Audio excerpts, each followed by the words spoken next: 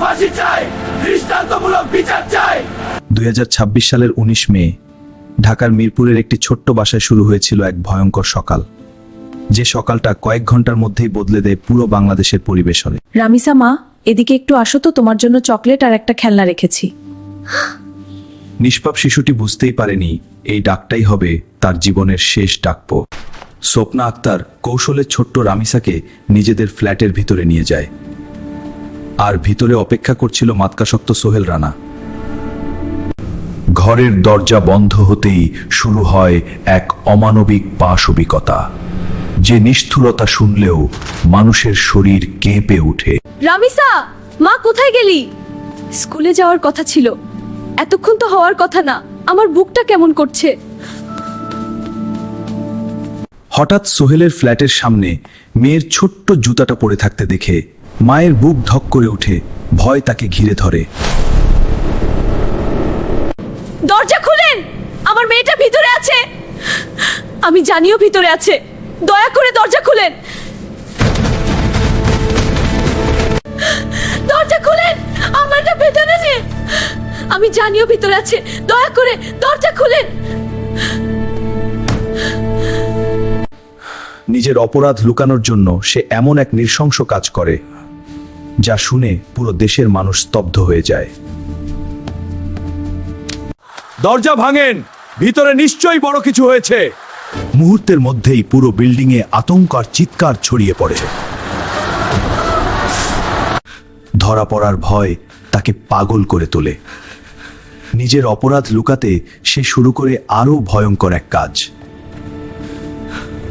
নিষ্পাপ শিশুটির দেহ গুম করার জন্য সে লাশ টুকরো টুকরো করার চেষ্টা করতে থাকে। দরজা খুলেন, এতক্ষণ কেন খুলছেন না? ভিতরে নিশ্চয়ই ভয়ঙ্কর কিছু হয়েছে।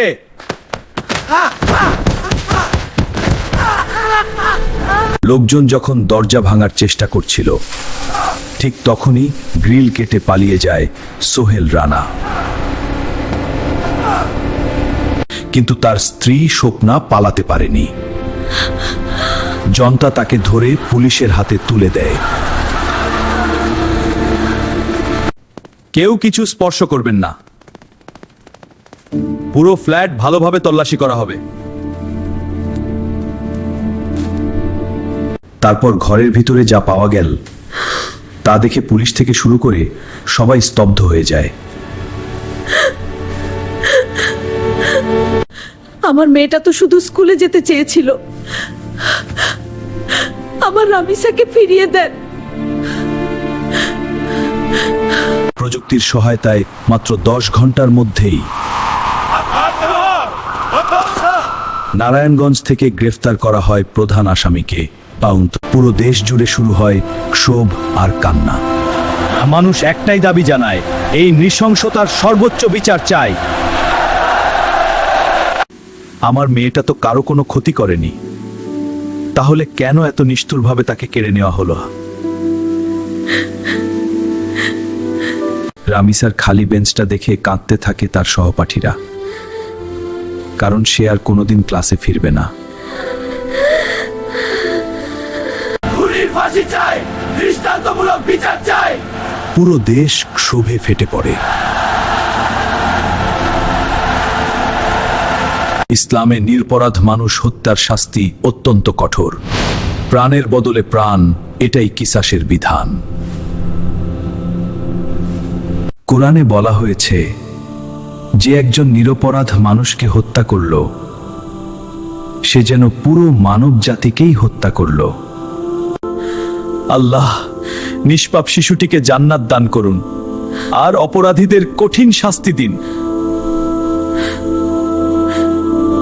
দুনিয়ার আদালত থেকে হয়তো কেউ পালাতে পারে, কিন্তু আল্লাহর বিচার থেকে কেউ কখনো পালাতে পারবে না। এক মুহূর্তের পাশবিকতা শেষ করে দিল একটি নিষ্পাপ শিশুর পুরো পৃথিবী। শিশুদের নিরাপত্তা নিশ্চিত করা আমাদের সবার দায়িত্ব, কারণ একটা অবহেলা কেড়ে নিতে পারে একটি নিষ্পাপ জীবন।